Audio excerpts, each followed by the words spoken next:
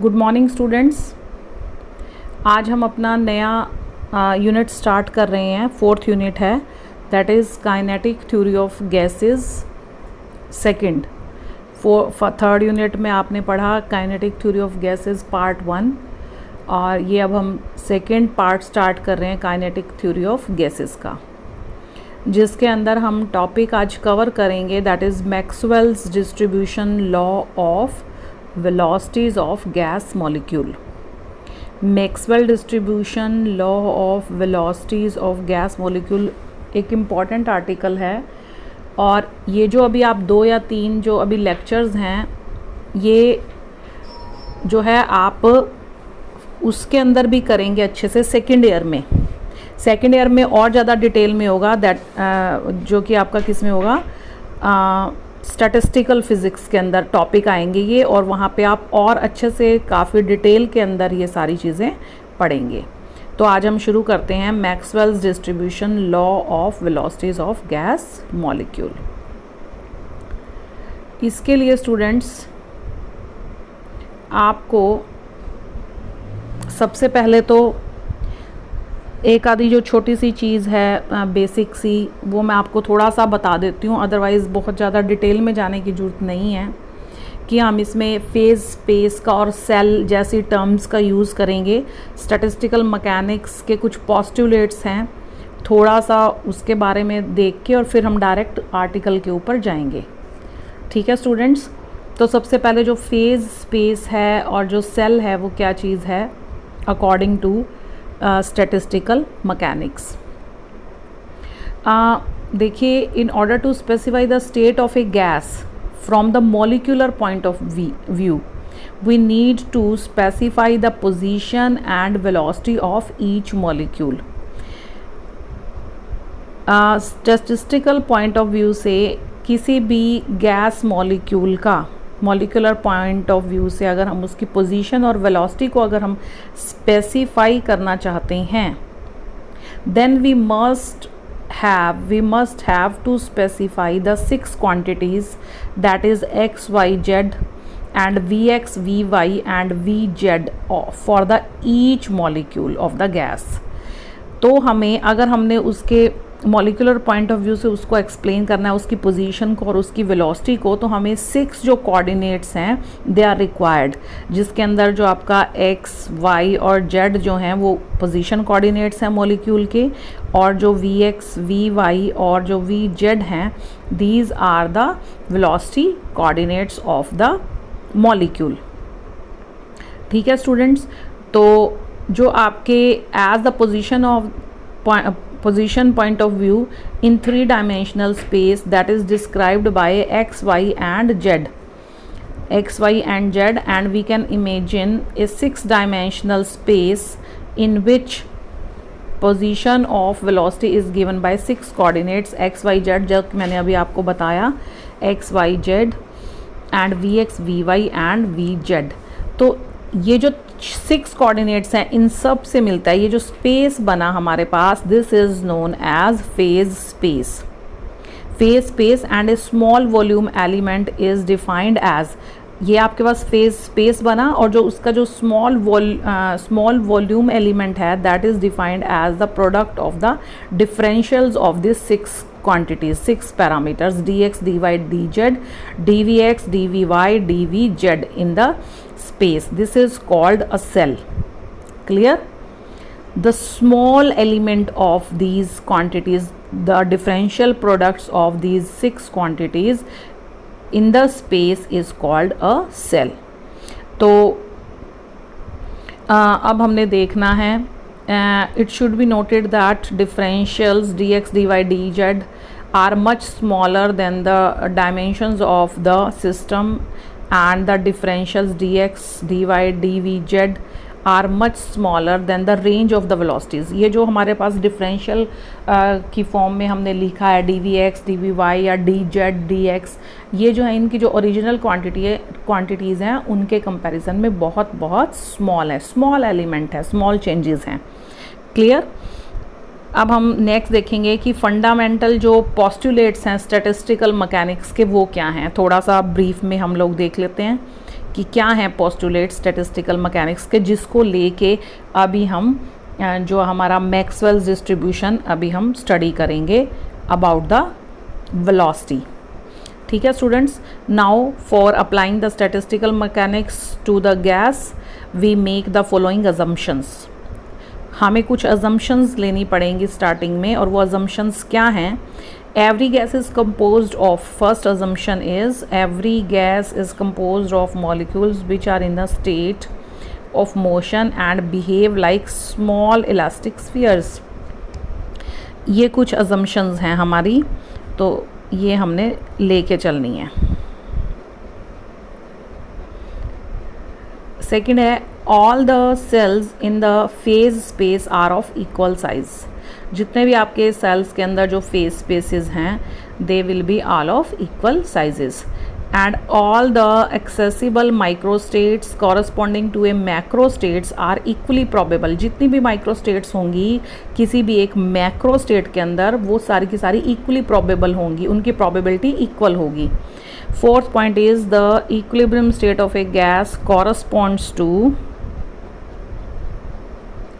a macro state of maximum probability। जो equilibrium state है, कोई भी ऐसी macro state जिसकी maximum probability हो, that is the in the equilibrium state। अब total number of molecule जो हैं हमारे, total number of molecule in the system is constant। This is also an assumption which is n is equal to n1 plus n2 plus n3, that is equal to constant parameter। It is the principle of conservation of matter। ठीक है, और जो last हमारी assumption है that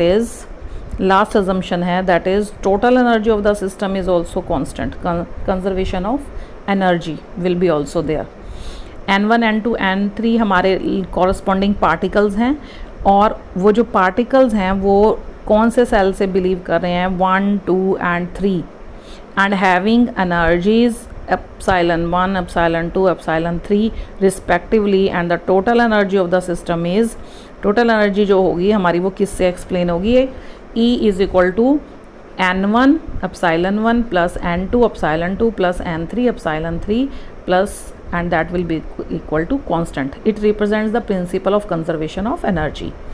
अब हम करेंगे जो हमारा मेन आर्टिकल जो कि सिलेबस के अंदर है, that is Maxwell distribution law of velocities of gas molecules।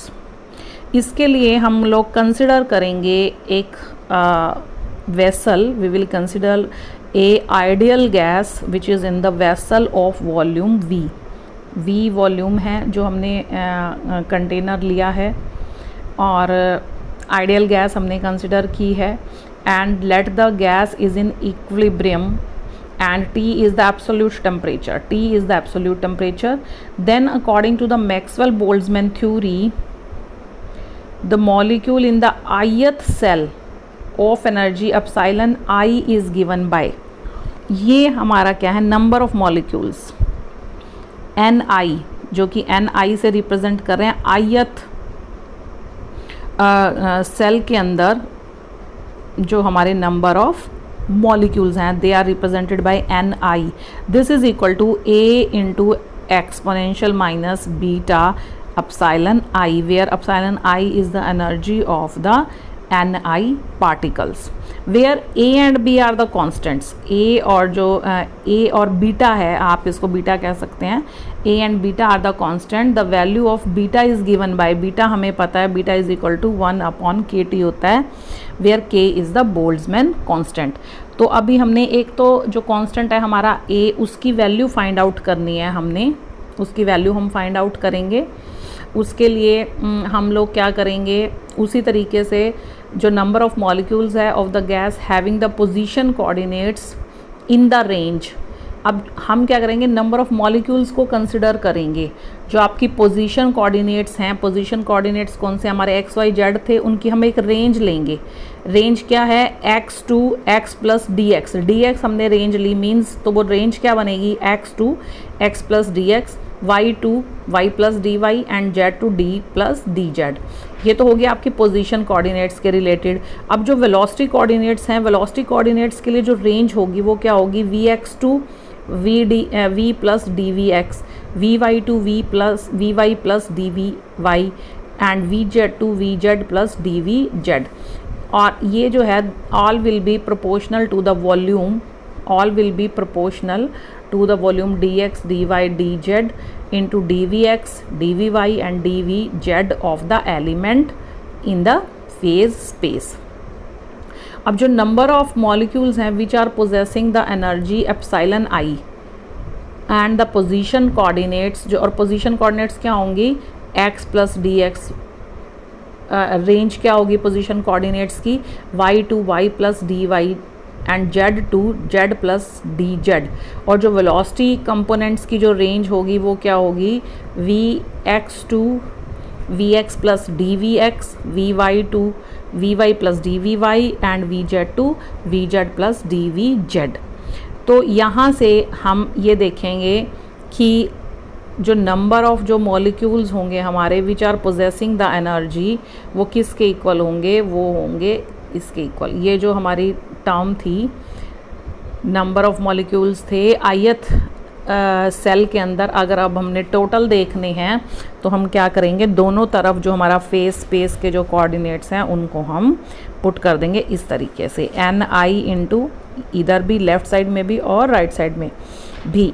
अब हमें पता है जो एनर्जी है वन मॉलिक्यूल की किसी भी पार्ट मॉलिक्यूल की epsilon i is equal to 1/2 mv² की इक्वल होती है। और v जो है v आपका अब क्या है वेलोसिटी कंपोनेंट है, वेलोसिटी कंपोनेंट को हम इस तरीके से लिख सकते हैं vx² plus vy² plus vz²। ठीक है, the velocity component of each molecules here are approximately vx vy and vz। Clear. अब यहाँ पे ये जो था हमारा वेलोसिटी जो था एप्सिलॉन i की जो वैल्यू थी वो हम यहाँ सब्सटीट्यूट कर देंगे और हमारे पास ये क्या आ जाएगा, ये रिलेशन आ जाएगा ni into d x d y d z d v x d y d v z is equal to a into exponential minus beta m upon 2 vx² plus vy² vz² into d x d y d z into d v x d v y and d v z. तो हमारे पास ये आ गया। अब हम क्या करेंगे, now we will integrate this equation, now we will integrate this relation over the volume of the phase space and we must get the total number of molecule of the gas। हमें क्या मिल जाएगा, हम इसको integrate कर देंगे तो हमें total number of molecules मिल जाएंगे जो किसके इक्वल होंगे। अगर हम इसको पूरा फेज स्पेस पे इंटीग्रेशन करते हैं तो that will be equal to n और यहाँ पे आपका 6 टाइम्स आपका इंटीग्रेशन का साइन आएगा और ये इस तरीके से ये इक्वेशन हमारी बन जाएगी। और यहाँ लेफ़्ट साइड पे आपका क्या आ जाएगा, टोटल नंबर ऑफ मॉलिक्यूल्स। अब ये जो 6 इंटीग्रल साइंस हैं दे आर टेकन, उनमें से जो 3 हैं they are for the d x d y and d z variables. और यहाँ पे क्या है v इज़ द, ये किसके बराबर होगा, d x d y d z that will be equal to the volume of the vessel which is containing the gas. तो यहाँ पे राइट साइड पे हम क्या कर देंगे, जो ये डी एक्स डी वाई और जो डी जेड है इनके कॉरस्पॉन्डिंग हम यहाँ पे ये वॉल्यूम लिख देंगे। और क्योंकि ये जो d x d y d z का जो इंटीग्रेशन है that is equal to volume of the gas. तो हमारे पास जो रिलेशन आएगा वो क्या आ जाएगा, ये आ जाएगा। Clear students. अब ये जो था हमारा, अब इनको हम ओपन करके लिख लेंगे अलग अलग से। तो हमारे पास ये 3 इंटीग्रेशन है जो कि हमने सॉल्व करने हैं। A v integral exponential minus m upon 2 beta vx² into d v x, एक हमारा डी वी एक्स के विद रिस्पेक्ट है, डी वी वाई के विद रिस्पेक्ट है और डी वी जेड के विद रिस्पेक्ट है। और जो लिमिट्स हैं इंटीग्रेशन की that will be varying from minus infinity to infinity, minus infinity से इन्फिनिटी है। ईच जो इंटीग्रल है that is a form of some standard integral. ये क्या है, स्टैंडर्ड इंटीग्रल्स हैं और इनकी जो वैल्यूज़ हैं वो क्या हैं, फिक्स हैं एक तरीके से। तो जो ये आपका इंटीग्रेशन है exponential minus infinity to integral sign minus infinity to infinity limits हैं exponential minus m/2 beta v(x²) into dvx। ये तीनों जो इंटीग्रेशन है वो आपके सेम है और इसकी जो वैल्यू होती है स्टैंडर्ड इंटीग्रल की that is equal to √2 pi upon m into beta के इक्वल होती है। ये तीनों हैं, तो अगर ये तीनों हैं ये बिल्कुल सेम है तो ये इट मीन्स कि यहाँ पे ये जो वैल्यू आएगी ये क्या आ जाएगी, ये वाली वैल्यू 3 टाइम्स हम पुट करेंगे। तो इट मीन्स जो हमारा सॉल्यूशन आएगा वो क्या आ जाएगा, n is equal to a into v 2 pi upon m into beta की पावर 3/2। ये आ गया हमारे पास। ठीक है, यहाँ से हम a की वैल्यू निकाल सकते हैं। हमने a जो कांस्टेंट था हमारा उसकी हमने वैल्यू निकालनी है। a becomes equal to n upon v into m upon 2 pi kt की पावर 3/2। ये हमारे पास आ गया रिलेशन। a की वैल्यू आ गई। अब a की जो वैल्यू थी हम इसको पीछे सब्सटीट्यूट कर देंगे 4.06 के अंदर और हमारा रिलेशन क्या आ जाएगा, ये आ जाएगा। a की वैल्यू यहाँ हमने ये सब्सटीट्यूट कर दी है रिलेशन में, बाकी सारी इक्वेशन एज इट इज़। अब हमने क्या देखना है, number of molecules of the gas having their velocity components in the range.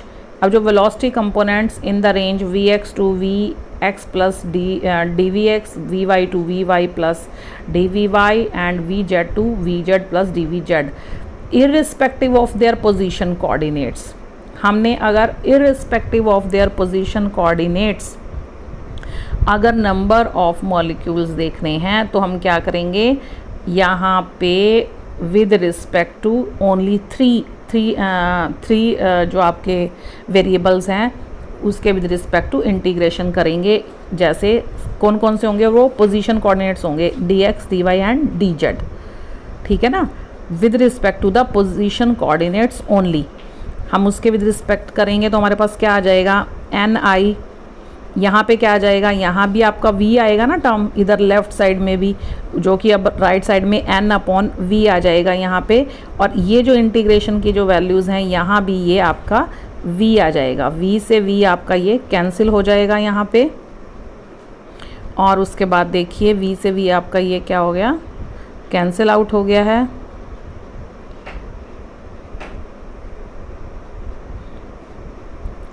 तो हमारे पास जो बनेगा टर्म वो आएगी हमारे पास, ये आ गई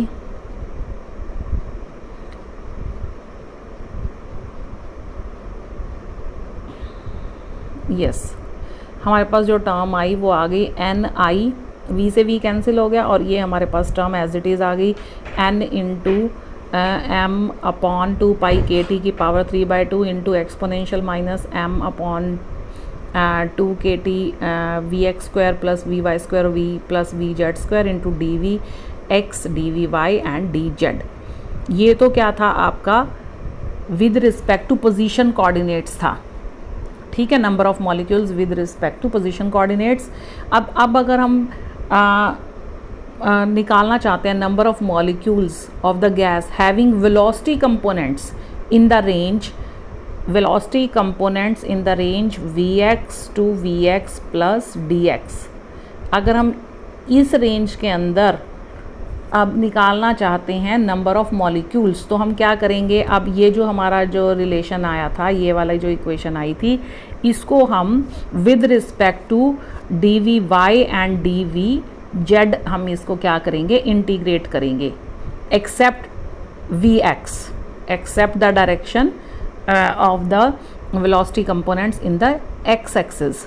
तो अगर हमने इस डायरेक्शन के अलोंग उनका वेलोसिटी कंपोनेंट्स देखना है तो इसको छोड़ के, एक्स को छोड़ के dy और dz का हम क्या करेंगे, प्रॉपर इंटीग्रेट कर देंगे। तो ये देखिए ये लिखा हुआ है दोबारा से minus infinity to infinity with respect to y component of the velocity and with respect to the z component of the velocity. तो ये हमारे पास क्या आ जाएगा, ni इंटू dvx आ जाएगा ना सिर्फ। तो ये हमारे पास टोटल हमारे पास क्या क्वांटिटी बचेगी, m अपॉन 2 पाई kt की power 3/2 into this factor as it is, और ये जो हैं ये फिर से आपके जो स्टैंडर्ड इंटीग्रेशन हैं और ये उसकी वैल्यू हमने सब्सटीट्यूट कर दी है। स्टैंडर्ड इंटीग्रल था अभी अभी हमने देखा है, तो ये हमने उसकी वैल्यू फिर से सॉल्व यहाँ पे सब्सटीट्यूट कर दिया है। अब क्या है, इसको आप सॉल्व कर लीजिए। ये पावर 3/2 है, ये पावर आपकी क्या है 1/2 1/2। तो जब हम इसको सॉल्व करेंगे तो हमारे पास जो टर्म्स जो बचेंगी वो क्या बचेंगी, ni into d v x is equal to n m upon 2 pi k t की power 1/2 into exponential minus m v x square upon 2 k t into d v x. तो ये आपका क्या है, this equation represents the Maxwell's distribution law of velocity of molecules of a gas. तो students ये बहुत important article था आपका, और इसको आप अच्छे से प्रिपेयर कर लीजिए एग्जामिनेशन पॉइंट ऑफ व्यू से।